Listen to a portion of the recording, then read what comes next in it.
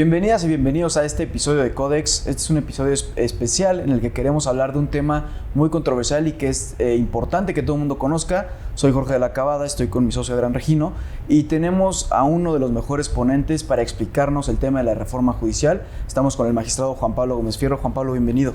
Jorge, muchas gracias nuevamente por este espacio y un gusto tenerlos aquí en esta oficina y poder saludarlos y también pues, platicar de los temas que pues, nos atañen a todos los que estamos involucrados, a todos los operadores jurídicos, ¿no? Claro, y aquí algo interesante o algo importante que justo es lo que queremos hacer para que podamos entender de qué va la reforma judicial.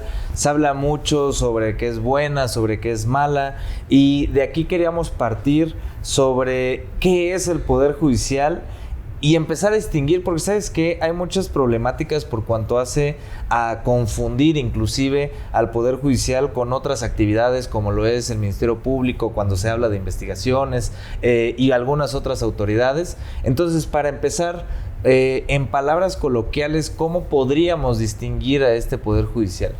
Mira, qué bien cómo lo identificas, porque me parece que esta es una problemática en cuanto al entendimiento de las funciones que realiza el Poder Judicial y que realizamos nosotros. Cuando hablamos de justicia, pues se identifica al Poder Judicial, ¿no? Pero la gente, cuando ve un problema en relación con la justicia, también lo resiente de manera, digámoslo así, multifactorial. La justicia pasa por la seguridad pública, desde la persecución y la comisión de los delitos, desde las fiscalías, que es donde se lleva a cabo la investigación de estos. Luego, la justicia cotidiana, la justicia de primera instancia en cualquiera de las materias, los conflictos que tenemos con otras personas y que se resuelven en los tribunales, la reparación a las víctimas, por ejemplo, las autoridades encargadas de reparación de víctimas, y luego cómo todos estos conflictos fluyen al Poder Judicial. Cuando el sistema no funciona desde abajo, en realidad no es culpa del Poder Judicial. El Poder Judicial pues, responde a la necesidad de proteger los derechos humanos cuando en estas etapas previas no se han cumplido con las normas que establecen los derechos de las personas, por ejemplo. Pero si se identifica el problema desde acá y se quiere o se piensa que el responsable es solo el Poder Judicial. Entonces, cuando le dices a la gente, oye, ¿tú crees que deberían quitarse a todos los jueces y magistrados porque no funciona el sistema de justicia? Pues tal vez te van a decir que sí, te dicen 90 y tantos % va a decir que sí, pero si les preguntas qué es lo que hace un juez o qué es lo que hace un magistrado, pues también hay un alto porcentaje, quizás hasta superior, que no te pueda definir con certeza qué es lo que hacemos.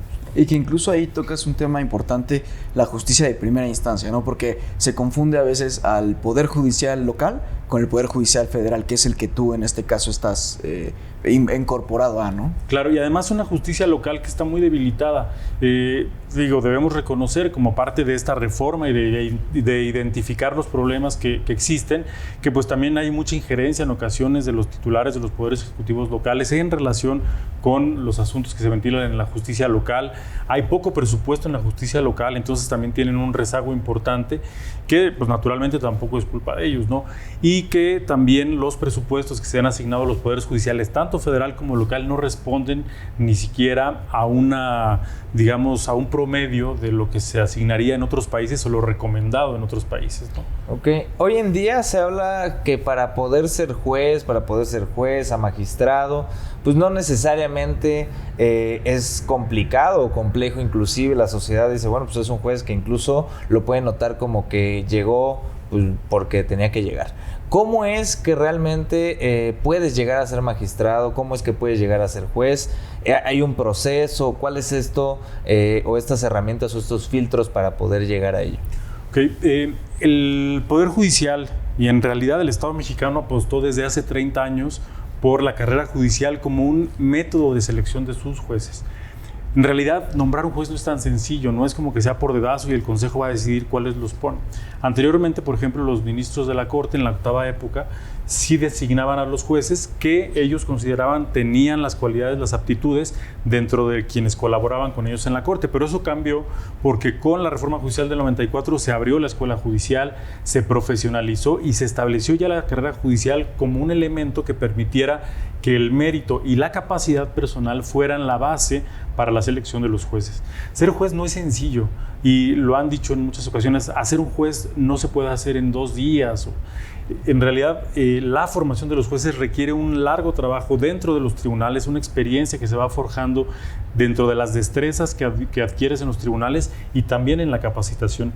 Yo he preguntado a varios de mis compañeros ahorita en este contexto de la reforma, por ejemplo, cuánto tiempo tardaron dentro de la carrera judicial para poder llegar a ser jueces, y hay un promedio de 15 años previos en cada una de las etapas que componen la carrera judicial para poder llegar al cargo de juez de distrito. No es sencillo, y además pues todos, si no es que la mayoría, pasamos por varias de las etapas como proyectistas, como actuarios, secretarios en varias instancias. Yo estuve en juzgado de distrito, colegiado, en la Suprema Corte, y toda esta experiencia pues justamente te va forjando las capacidades y las cualidades para poder ser juzgador federal. Y la carrera judicial a eso apuesta, a que se puedan identificar las y los mejores perfiles para que desempeñen esta tarea. Y creo que aquí un tema importante es justo lo que comentabas de pasar por todas las etapas. En mi caso estuve desde oficial, luego llegué a secretario, pero tú desde tu perspectiva, y en alguna ocasión lo platicamos durante tu episodio, ¿cómo fue que llegaste al Poder Judicial, que llegaste a la Escuela Judicial y de ahí fuiste tomando varios cargos? ¿Podrás recordarnos un poquito de tu paso en el Poder Judicial para que vean que no es sencillo? Porque de hecho, pues tú cuando estabas de juez de distrito nos dijiste, estoy estudiando para magistrado, y fue una preparación de más de un año de estudio, de sacrificar a lo mejor tiempo con la familia, a lo mejor tiempo personal, todo dedicado a estudio para poder prepararte para estar hoy en día aquí como magistrado. Sí, mira, yo he hablado un poco de mi trayectoria, pero como para ponerlo de ejemplo, claro. no por defender una posición individual, sino para poner en el contexto de cómo es que la mayoría de las juezas y los jueces hemos llegado a estas etapas, ¿no? Yo, por ejemplo, tengo 40 años. Yo entré a la carrera judicial cuando tenía 18 y entré como meritorio en un juzgado de distrito, cosiendo expedientes, foliando, sellando, rubricando, etcétera, tal. Vas escalando en cada uno de los escalafones como oficial judicial primero.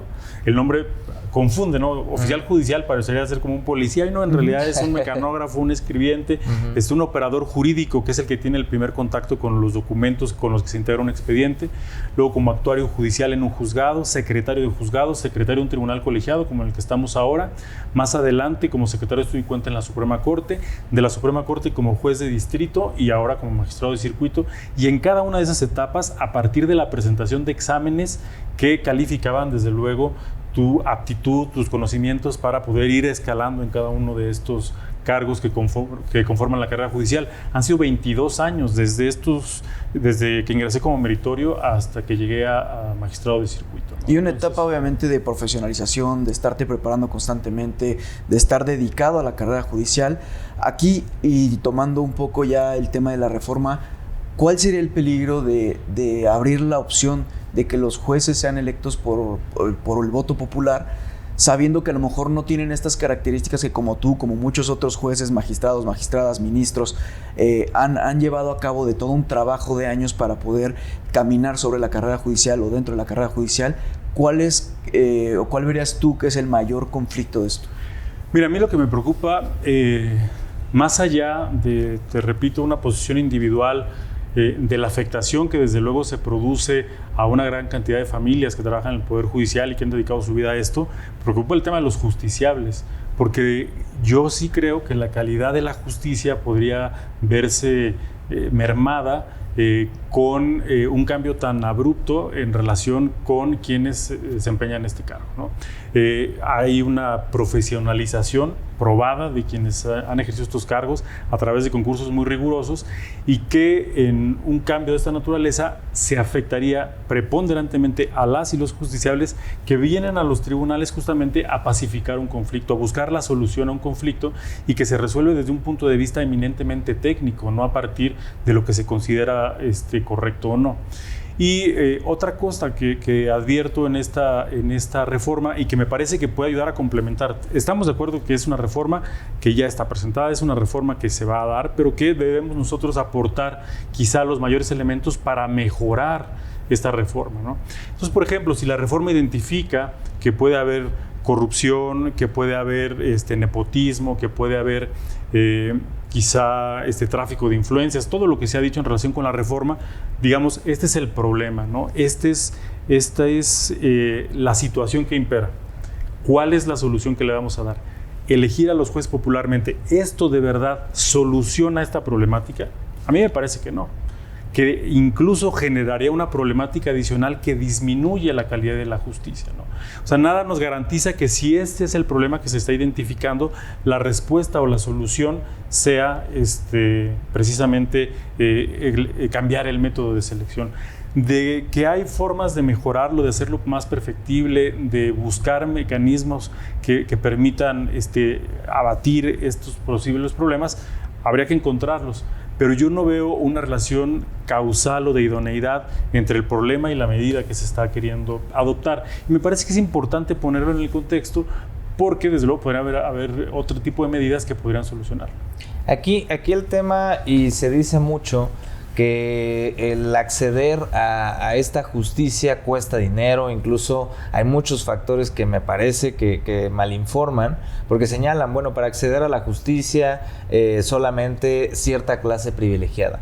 Con relación a esto, el acceder al amparo, tanto directo, indirecto, netamente como oportunidad de protección de derechos humanos, ¿realmente cuesta? ¿O lo que cuesta son posiblemente los servicios de que se contrate a algún abogado, alguna abogada, y lo que es la tramitación que ustedes como servidores públicos tienen la obligación de cumplir con esa atención al público? Okay. Es una muy buena pregunta porque yo he notado que existe desinformación al respecto. La justicia en México es gratuita, o sea, el acudir a los tribunales no cuesta. El venir a un tribunal y presentar un conflicto, el presentar una demanda de amparo no tiene un costo. El costo puede darse a partir del abogado que te puede tramitar tu amparo. Tenemos una defensoría pública gratuita al cual pueden acudir las personas que no tienen la capacidad o los recursos económicos suficientes para pagar un abogado. Pueden ir a la defensoría de oficio y en distintas materias pueden tener ya sea un asesor jurídico, un defensor público que los pueda asesorar sin costo alguno. Entonces, la justicia en realidad no tiene un costo. El costo que podría representar es el del abogado, y si es un costo que se paga de manera externa, que te va eventualmente a tramitar un juicio. Pero además, en México de 2011 para acá, los mecanismos de control jurisdiccional han evolucionado de manera notable, que en ocasiones, pues una resolución que impacta a una persona puede abarcar y proteger a un grupo mayor tratándose de derechos de naturaleza colectiva o difusa, como puede ser el medio ambiente, la educación, el trabajo, etcétera. Y hemos buscado, desde luego, interpretativamente mecanismos que permitan proteger estos derechos, ¿no? Entonces, lo importante sería decir, uno, la justicia es gratuita. Si no tienes tú la posibilidad de tener alguien técnico capacitado para que te pueda auxiliar a acceder a esta justicia, el propio Poder Judicial cuenta con esos mecanismos desde la Defensoría Pública, y que los mismos mecanismos pues han permitido también proteger incluso a personas que se encuentran en una posición vulnerable para poder emprender un juicio, y proteger derechos de naturaleza colectiva donde no todas las personas acuden ante el tribunal. Okay. Con esto último que tocaba Jorge, ¿tú qué ves? Ya nos decías más o menos la trascendencia de capacitarte, es decir, ¿por qué razón? O sea, aparte de que posiblemente el hecho de que seleccionen popularmente a jueces, pero ¿por qué razón el conocimiento, la preparación, el conocer de dogmática, el conocer de cosas realmente fundamentales es necesario para poder impartir justicia y proteger sobre todo los derechos humanos de las personas que acceden? ¿A qué voy con esto? ¿Puede una persona de común acuerdo interpretar o ver lo que dice la Constitución, o es necesario tener una preparación previa para mejor proveer y tener una mejor justicia?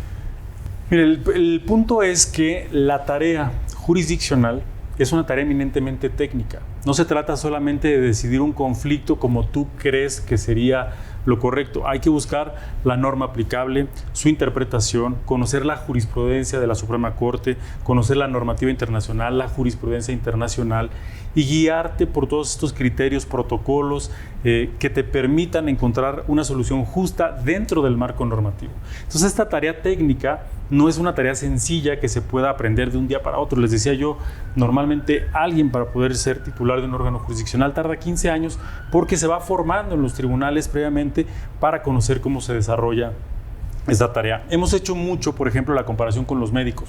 Un médico, por ejemplo, tarda más de una década en formarse en las instituciones del Estado, en hacer residencias, en encontrar las destrezas y las habilidades al interior de los hospitales, de los centros de salud públicos, para después poder ser ya un médico preparado, formado, etc.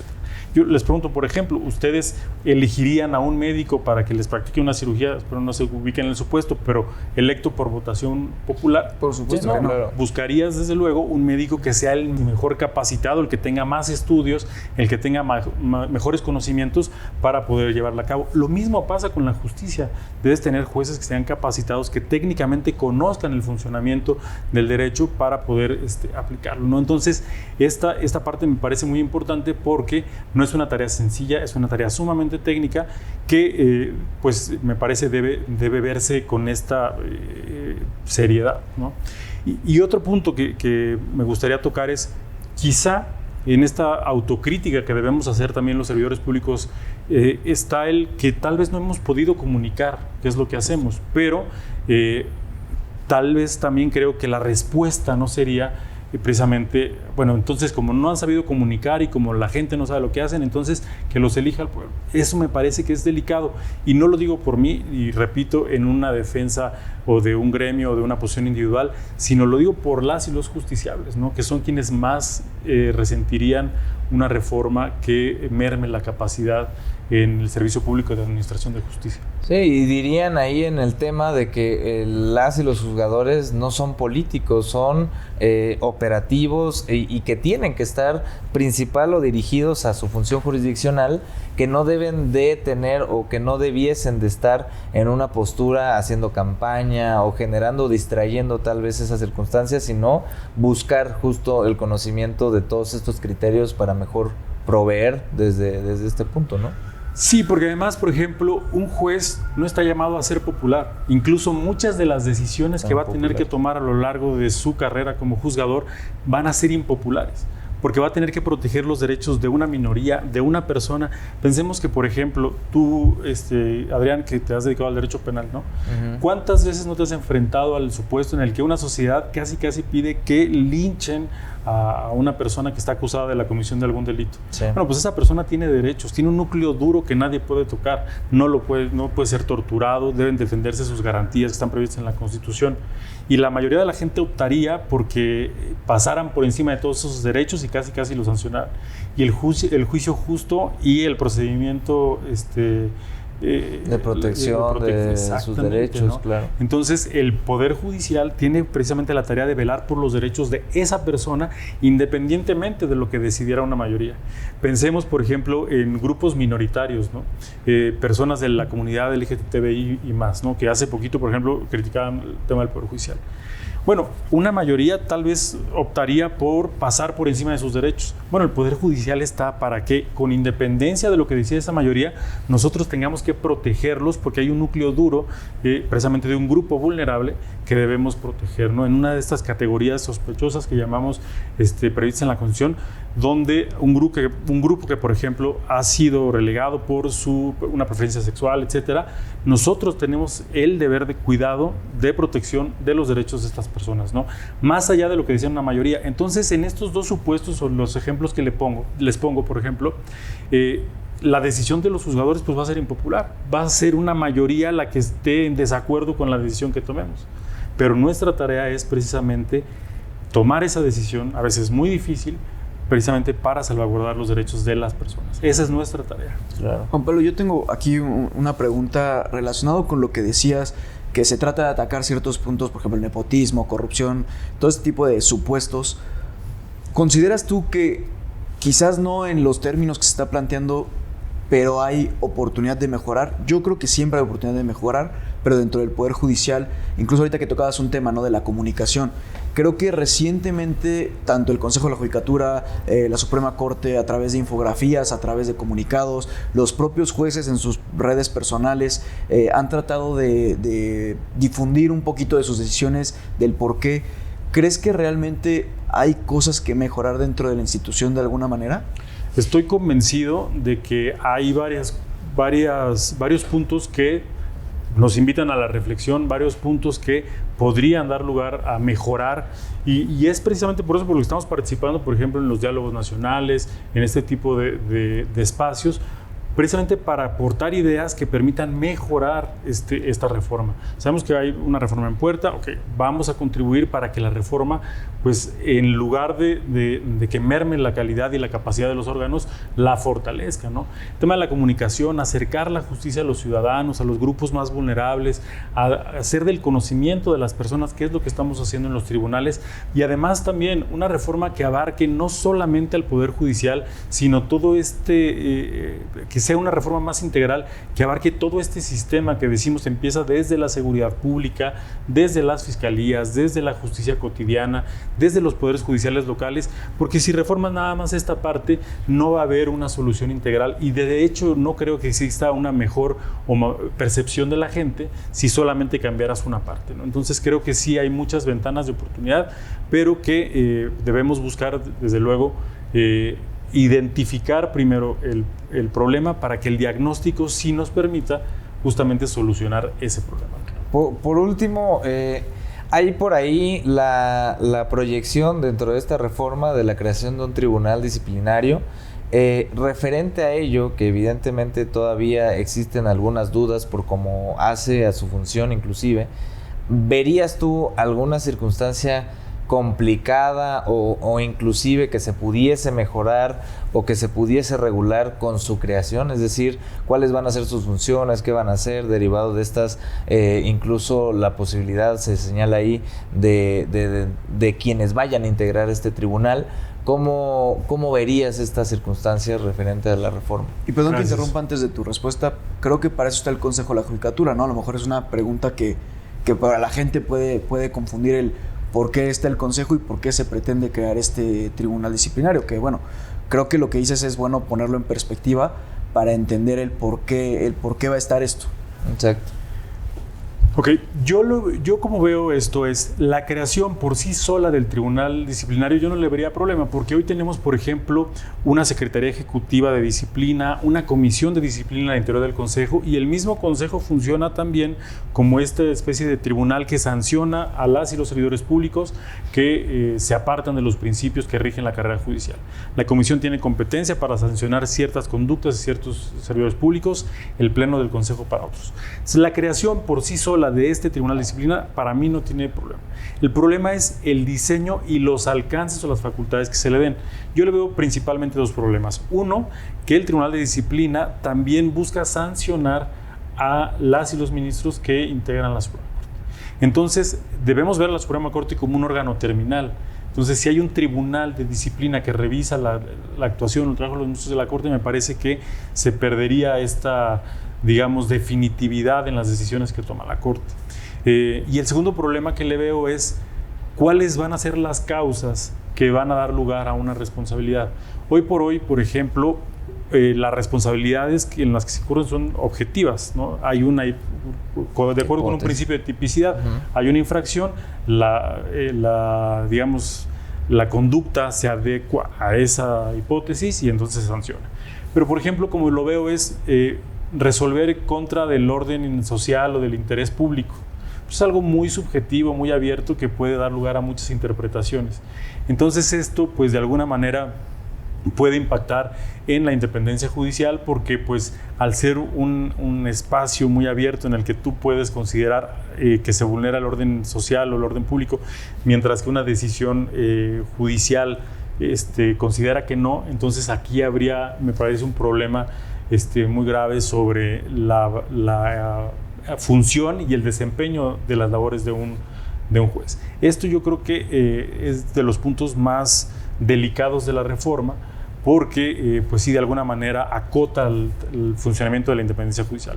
Y dos, normalmente cuando se sanciona a un juez de distrito nunca, o a un magistrado de circuito, es por causas ajenas a la decisión jurisdiccional en sí misma. O sea, hay una, cuando no se juzga la decisión propiamente, sino se juzgan elementos objetivos como apartarte de la jurisprudencia, no sé, tal vez utilizar una ley que no está vigente, etcétera, pero no por la decisión que tú, desde tus convicciones, desde tu fuero interno como juzgador, tomaste. Entonces, el someter también estas decisiones a un escrutinio y a una posible sanción, me parece que sí es muy delicado, porque impacta naturalmente en la independencia de los juzgadores.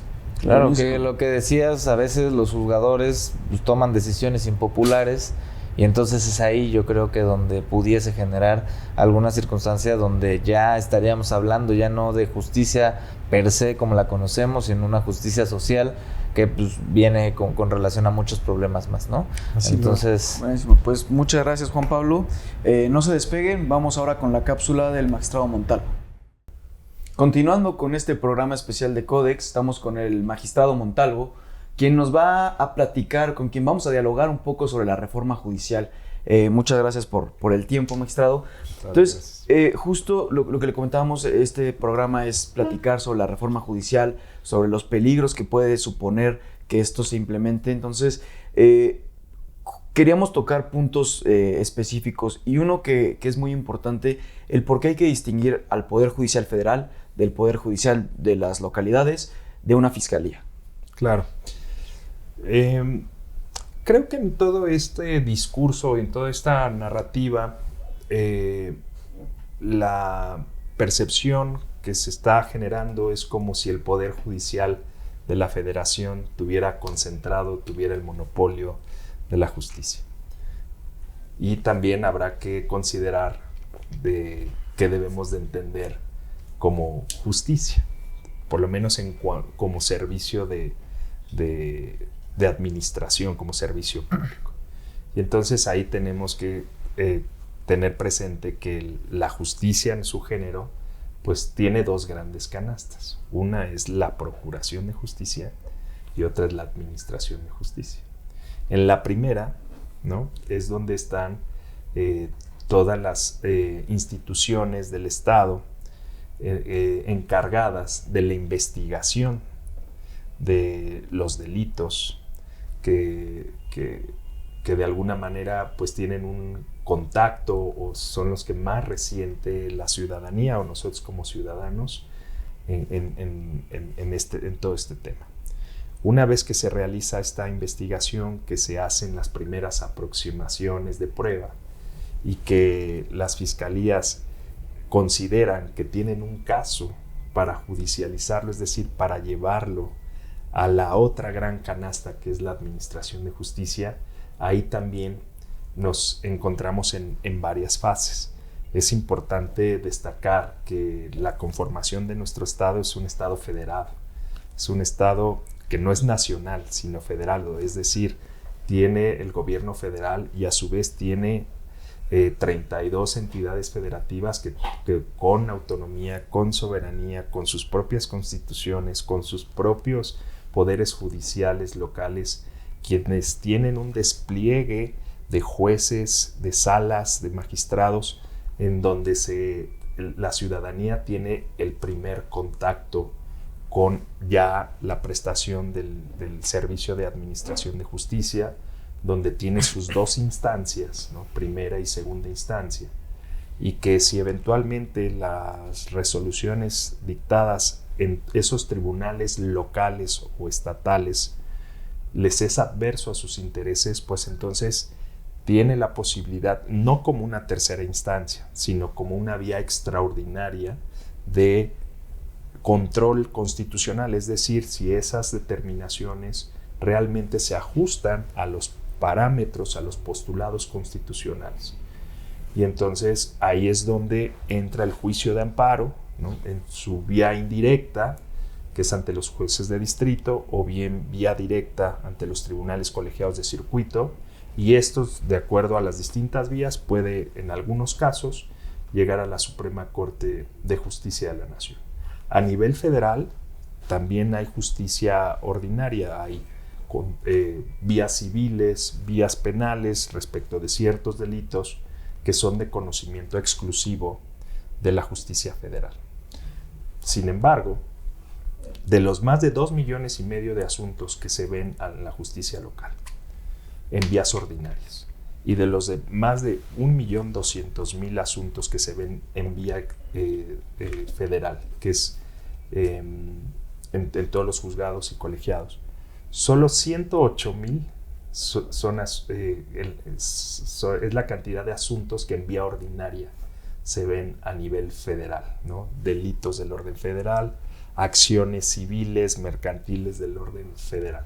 Al final de cuentas, la mayor justicia federal es el juicio de amparo, que como ustedes bien lo saben, pues es un mecanismo, es un conducto de protección de los derechos fundamentales de la ciudadanía. Entonces, todos tenemos una participación, sí, pero todos en distintos ámbitos, en distintos momentos, en distintos niveles, y no el Poder Judicial de la Federación a través de sus 1,700 juzgadores federales y más de 950 órganos jurisdiccionales a lo largo y ancho del país.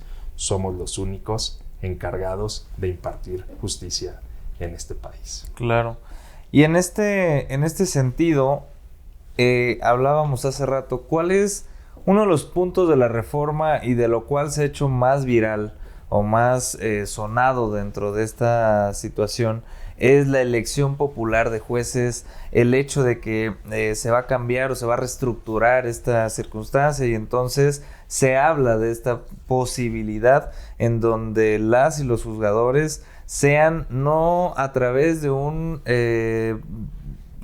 concurso en donde se tenga que definir quién está mejor capacitado, por así decirlo, intelectualmente hablando, sino que ahora se busca que quien la persona sea votada, pues en este caso, haga una cierta especie de campaña, etc., etc.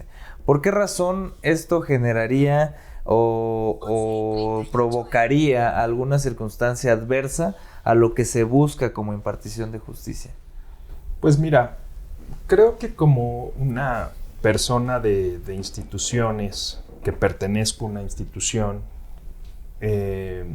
y por respeto a la propia división de poderes, en sí mismo no me corresponde afirmar o negar si eventualmente la elección por voto popular de los jueces y magistrados puede ser peligrosa, negativa, ¿no? Creo que me corresponde con datos duros, con cuestionamientos específicos, tal vez destacar los eventuales impactos que pudiera tener una reforma de esta naturaleza. Y ya los actores, los tomadores de decisiones en esto, valorarán si en una relación costo-beneficio estos impactos se pueden sortear, o bien que a pesar de esos impactos, de cualquier manera, la intención es continuar con esta propuesta de reforma. Uh-huh. No basta con ser abogado para considerar que cumplimos el requisito para poder participar en una contienda para ser elegido, ¿no? Uh-huh. No basta la edad, ¿no?, constitucional, 30 uh-huh. años, 35 años. No basta tener un modo honesto de vivir, ¿no?, una buena fama pública. No basta. ¿Por qué? Porque al final de cuentas, todos los juicios están construidos o están montados en leyes procedimentales, ¿no?, que tienen ciertas reglas, ciertos plazos, reglas para incorporar pruebas al juicio, para ofrecerlas, desahogarlas, para contradecirlas por las partes, objetarlas. Y entonces el juez es, yo siempre hago esta analogía, que es como el conductor de un carruaje de estos antiguos, ¿no?, en el que el conductor, el cochero, ¿no?, lleva las riendas con los 2 caballos. Uh-huh. Y si le suelta la rienda a uno, el del lado de izquierda, pues va a jalar obviamente hacia allá. Y si el otro, pues obviamente no va hacia allá, ¿qué va a pasar?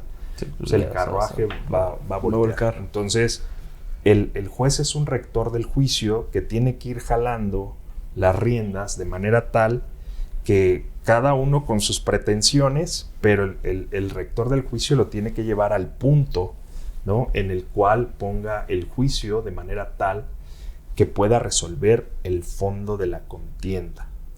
Y esto, pues, se adquiere sí en las aulas como un primer paso, pero se adquiere con la carrera. Pero también hay otro concepto que tú has estado en órgano jurisdiccional, lo identificas, que es el oficio judicial. Claro. O sea, la carrera pues son los rangos y el mérito, los exámenes de oposición para seguir ascendiendo, sin duda muy valioso, pero el oficio judicial, ¿no? Cómo se integra un expediente, ¿no? Cómo se le da seguimiento. Desde cero, cómo foliar un expediente, ¿no? O sea, todo lo que involucra un juicio de amparo, un trámite del juicio desde el inicio hasta el final.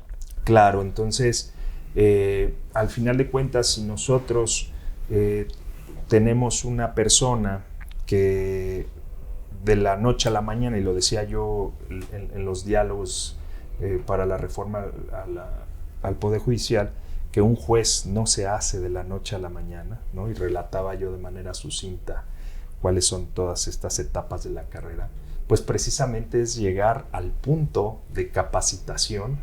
Capacidad no se pone en entredicho, ¿no? La duda, pero la capacitación suficiente para que te puedas sentar como cochero de ese carruaje y que puedas jalar las riendas en el momento adecuado para llevar el juicio a buen puerto, ¿no? Que lo puedas decidir. Entonces, esto pues solamente es con el tiempo. Entonces, eso por un lado. Y por el otro, en cuanto a cuál es una esencia del juzgador, en la cual quien imparte justicia, pues parte de la idea de que no tiene por qué tener ningún interés. Claro. Para decir que el asunto va a la izquierda o a la derecha, por legítimos que pudieran ser esos intereses. Al final de cuentas, tiene que estar ajeno de esa situación, y una de las formas, yo no digo que sea la mejor, la única, perfectible sin duda, pero una de las formas que no solo aquí, sino a nivel mundial, ha sido uno de los mejores caminos para garantizar esta independencia es la carrera judicial. Claro. Y entonces la carrera judicial, ¿por qué? Porque esta capacitación y esta formación en la institución que constitucionalmente nos prohíbe realizar alguna otra actividad remunerada, ¿no? O que nos genere conflicto de interés, precisamente para estar ajenos a la relación entre las partes. Entonces, en esta medida, si una persona tiene que hacer una campaña para que sea elegido, pues al final de cuentas en esta cuestión hay sectores que no necesariamente son de delincuencia, no necesariamente, porque también partimos de la base de que un abogado, sea quien sea, de la universidad que sea, partimos de la presunción de honorabilidad. Claro. Entonces eso no me cabe la menor duda, pero al final de cuentas, como un camino para acceder al cargo sería una postulación que habrá que ver si es a través de los poderes o de la manera que sea, pues al final de cuentas, en el momento en el que tú seas elegido, pues seguramente vas a ser apoyado por cierto sector. Claro, y ese sector puede ser un sector muy noble, ¿no? Sin duda. Pero aún siendo noble, de cualquier manera, el juzgador no tiene que tener ese interés hacia ese sector, porque en todos los juicios hay una contraparte. Claro. Que tiene que ser oída y vencida en juicio en igualdad de circunstancias. Entonces creo que este es un impacto también muy complicado que pudiera tener la reforma. Y ya, si me apuran tantito, a mí me genera mucha inquietud el tema de la implementación. Tenemos la experiencia del sistema penal que la reforma fue en el 2008. A nivel federal se hizo la declaratoria 2014. Durante 8 años se hicieron declaratorias de inicio de la reforma. Lo mismo ahora recientemente en materia laboral. O sea, y son microcosmos, ¿no? Sí. O sea, la penal y laboral, digo, son grandes sin duda, pero ya si lo ves en dimensiones, algo pequeño. Este cambio de régimen de administración de justicia, en la que tienes, y lo destaqué igual en esos diálogos, no solamente son los 1,700, son más de 7,000 juzgadores que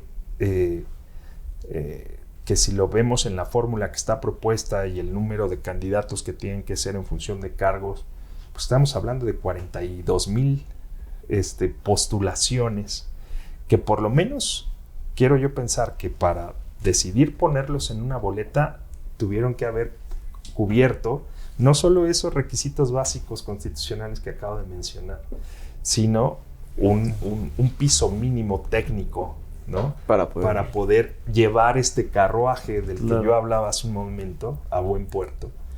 Y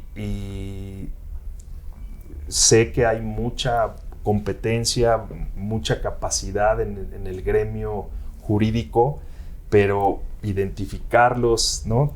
Sacarlos de donde estén, de los despachos, de las empresas, de muchos lados, y ponerlos en esta boleta es complejo, ¿no? Claro.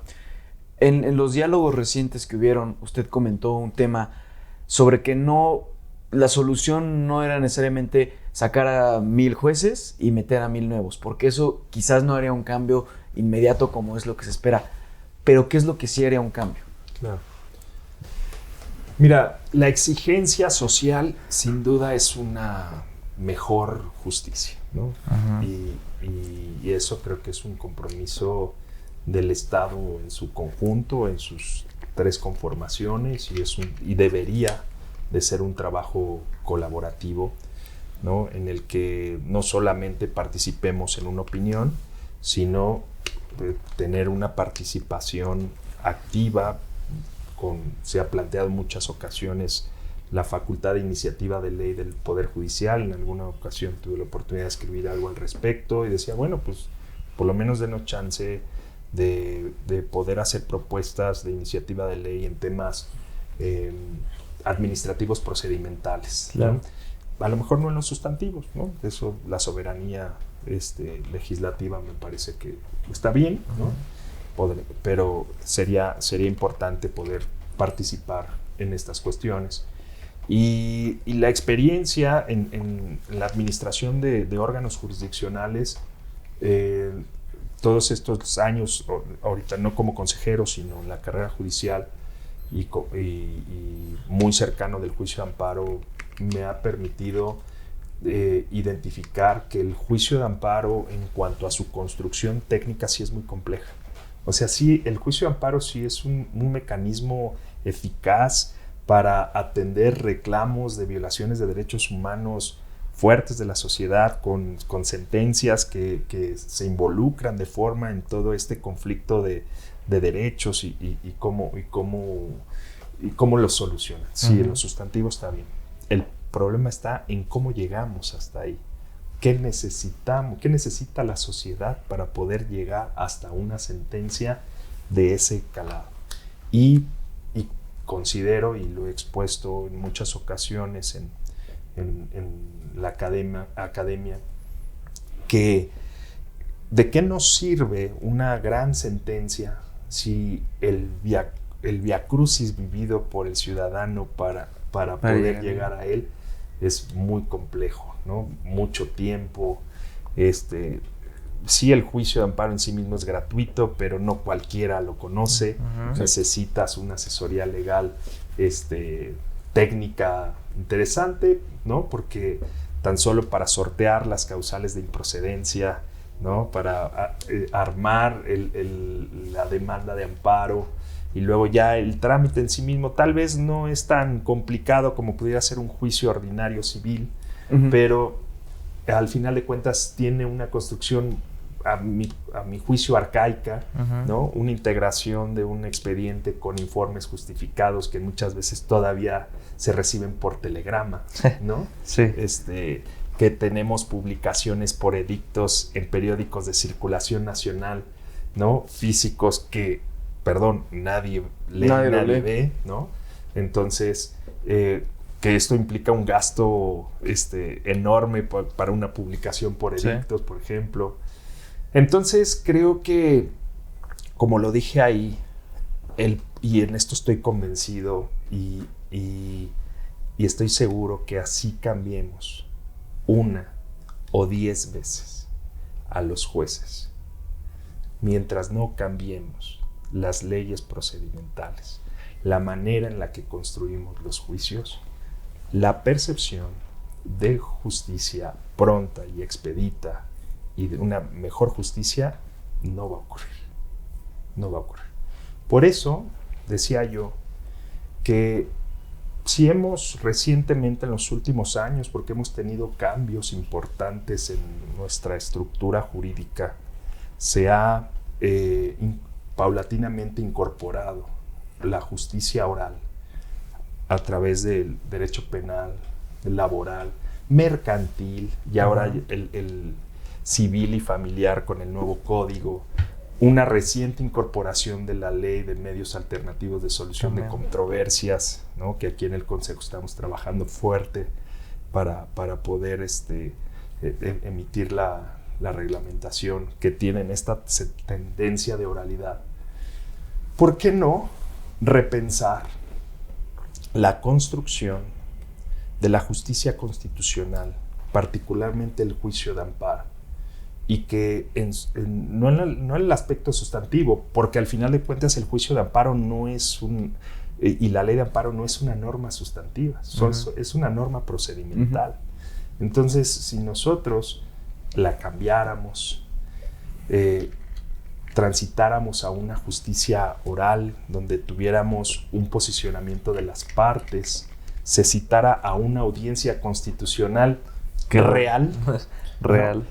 ¿A qué me refiero con real? Sabemos que en esas audiencias las partes no están presentes. Sí, es ¿no? una simulación de audiencia, por decirlo así, ¿no? Pues sí, al final de cuentas es un mero Una relato, revisión. ¿no? De, a ver, presentaste la demanda en tal Listo. fecha, presentaste estas pruebas, se abre una etapa de alegatos, que nadie alega porque nadie está, ¿no? Y se dejan vistos los autos para dictar sentencia.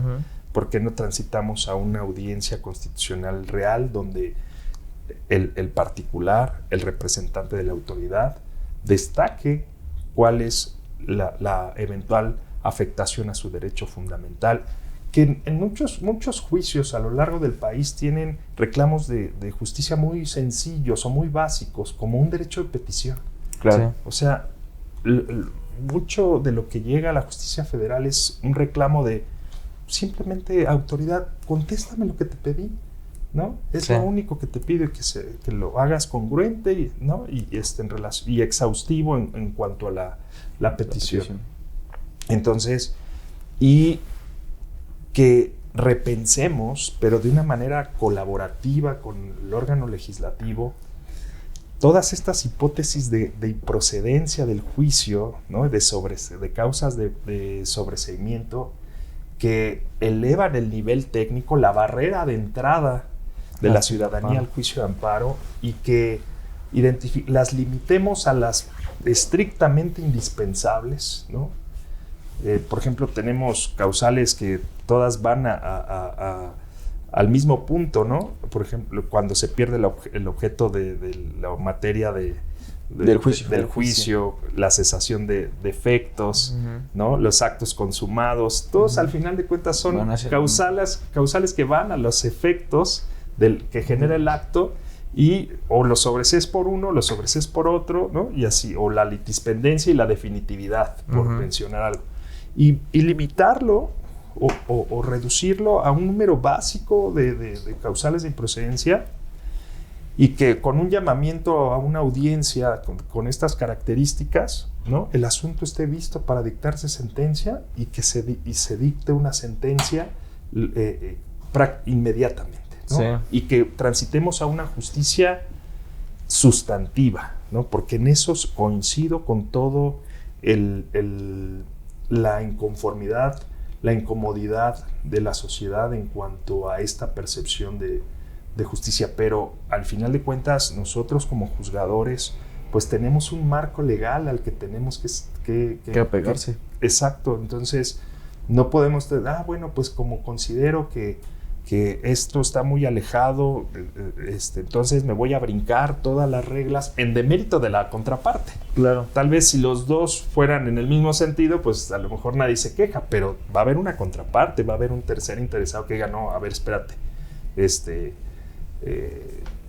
tú tienes que seguir las reglas. Entonces, en la medida en la que repensemos esto, creo que es donde sí veríamos una reforma de fondo que incluso sea con jueces de carrera judicial, ¿no? O otros elegidos de otra manera, porque los cambiemos una o mil veces, si no hacemos ese cambio, no va a cambiar nada. Esa es mi opinión. De acuerdo, y creo que algo muy importante es entender que sí hay cosas que mejorar, porque siempre todo es perfectible y hay cosas sobre las que se puede trabajar, pero este tipo de propuestas que a mí, no sé qué opinen, creo que me parece algo novedoso, pero que también sería de mucha ayuda, incluso para temas que es algo que digamos, reclaman mucho, el tema de el rezago que existe. Yo creo que esto le daría celeridad, ¿no? Porque yo como juez tendría la oportunidad de escuchar a las partes, a lo mejor comprender mejor lo que me están queriendo decir en un escrito de 400 páginas, claro, que a veces también, pues, eso a mí me parece un poco incongruente de parte de los abogados. Te presento una demanda de 400 páginas transcribiendo 70 tesis, transcribiendo una sentencia reclamada y quiero que me la resuelvas en 2 semanas, ¿no? Uh-huh. Entonces, creo que es un punto muy, muy importante a destacar. En el tema de la reforma, del documento que se presenta de esta iniciativa, ¿cree que hay algún punto destacable, algo que se pueda rescatar? Digamos que algo que podría implementarse de alguna manera exitosa para una mejor función jurisdiccional. Pues mira, el solo hecho de poner en la mesa una crítica y autocrítica del estado de cosas uh-huh. en la administración de justicia, creo que ya de suyo es valioso. Uh-huh. Creo que sí, solo sí, eventualmente hubiera, o yo eso espero, ¿no? que el tema del diálogo continúe y que se tomen en cuenta y en consideración todos estos impactos que eventualmente advertimos, que identificamos, no solo nosotros, ¿no? La academia, la sociedad, ¿no? En buena medida, ¿no? Porque pues también la sociedad, en la medida en la que también esté informada de cuál es la labor que realiza, estará en condiciones de saber, bueno, pues es que sí, pues conviene que se elija un juez por voto popular, pero cuando vas a elegir a un juez por voto popular que va a ejercer jurisdicción no solamente en el estado en el que estás, porque no es un juez local, sino es un juez federal, sino que incluso por cuestiones de competencia puede conocer de un juicio llevado en Tamaulipas, uh-huh. ¿no? Y entonces, y tú elegiste al que ni siquiera va a resolver, claro, resolver, ¿no? Sí. Entonces, pues también es otra complejidad, ¿no? Y el tema de los perfiles, en el que en el caso de los diputados y senadores que son por voto popular, pues bueno, tienen una manera de transmitir cuál va a ser la labor. Pero en nuestro caso, ¿qué transmitimos? Vamos a hacer una mejor justicia y para eso necesitamos una mejor capacitación en la hermenéutica jurídica, ¿no? En estas técnicas uh-huh. de interpretación y argumentación y luego, ¿no? Entonces, ¿qué pasó ahí? Creo que eso también va a complicar las cosas. Bien, pues, al final del día, como reflexión en este aspecto, nos parece que la reforma judicial tiene un avance en el sentido de justo poner sobre la mesa qué es lo que pudiese estar o no estar acorde a los intereses. Sin embargo, hay varias críticas que se hacen referente a ello. Una de ellas también es la incertidumbre que podría generar la creación de un tribunal disciplinario para efecto de llevar a cabo pues, las acciones conducentes.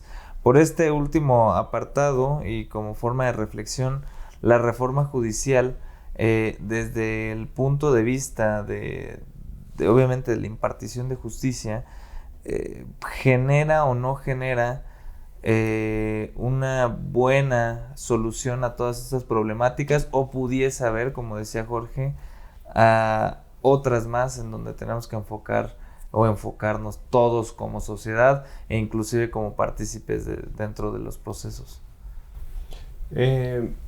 Creo que preocupa sin duda el tema del Tribunal de Disciplina Judicial en cuanto a cómo serán los procedimientos que realice. Claro. Y la taxatividad, ¿no? En cuanto a las conductas de responsabilidad, ya que hay algunas propuestas en el sentido de que podrá ser sujeto de responsabilidad aquel que resuelva en contra del interés social.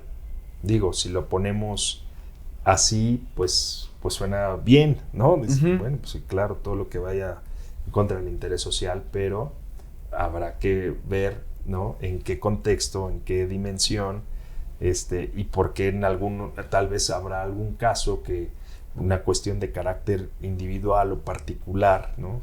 El derecho de propiedad de una persona respecto de un inmueble, puede estar, pues sí, por encima de, ¿no? de algún interés ya colectivo, pues simplemente por respeto a ese derecho de propiedad y el principio de legalidad. Y que ¿no? justo es la ponderación del juez, la labor que tiene que realizar, ¿no? Como lo comentaba, un tercero imparcial. Claro. Entonces, a mí me preocupa eso y me preocupa que esto sí puede, creo que, tener un impacto negativo en los aspectos de percepción de Estado de Derecho a nivel internacional, porque lo que buscan todos los inversionistas, los países, particularmente el Tratado de Libre Comercio, tenemos cláusulas específicas con este tratado en cuanto a la obligación del Estado de proporcionar juzgadores independientes. Entonces, yo no digo que un juzgador que provenga de un voto popular no pueda hacerlo, sin duda, pero las instituciones paralelas que están creando o que se están proponiendo, pues tienen una influencia, o podrían tener una influencia muy fuerte en la toma de las decisiones, y eso es lo que genera eventualmente o generaría una percepción negativa de independencia de los juzgadores, que es la base de la confianza de los inversionistas, que en un alto, más del 50% de las inversiones en un país se basan en la solidez de un sistema jurídico que proteja en todos los aspectos a un sector tan fuerte, que en un mundo globalizado como el que estamos, pues se tiene que tener muy en cuenta. Sí, de acuerdo, ¿no? Pues, magistrado, muchas gracias por esta explicación, por poner sobre la mesa estos temas y poder analizar propuestas, y más desde el puesto en el que está, que sabemos que el Consejo de la Judicatura trabaja muy duro en beneficio de precisamente esta labor jurisdiccional. Gracias, Adrián, y gracias a todos los que ven este programa. Los invitamos a que se informen, a que siempre traten de estar de primera mano buscando información veraz, información real, y que siempre que tengan alguna duda traten de buscar más opciones y no quedarse con una única opinión. Entonces, muchas gracias por este programa. Muchas gracias. Muchas gracias. Muchas gracias. Y como decía Jorge, al final la idea es esto, enfatizar y hacer conciencia de lo que realmente pudiese generar o no. Como bien decía, no es que estemos señalando sea bueno o malo, simplemente destacar puntos que pueden generar alguna controversia en un futuro, inclusive, porque no solamente es lo de hoy, sino lo que va a pasar en años más adelante. Vemos el caso de Bolivia, que también es un tema donde se está generando un debate y una problemática a años de una reforma similar de la cual hoy estamos en boga y en debate. Entonces, nos vemos en una siguiente cápsula. Sigan nuestras redes sociales para seguir más contenido sobre la reforma judicial, que creemos es interesante e importante hablar sobre ello. Muchas gracias.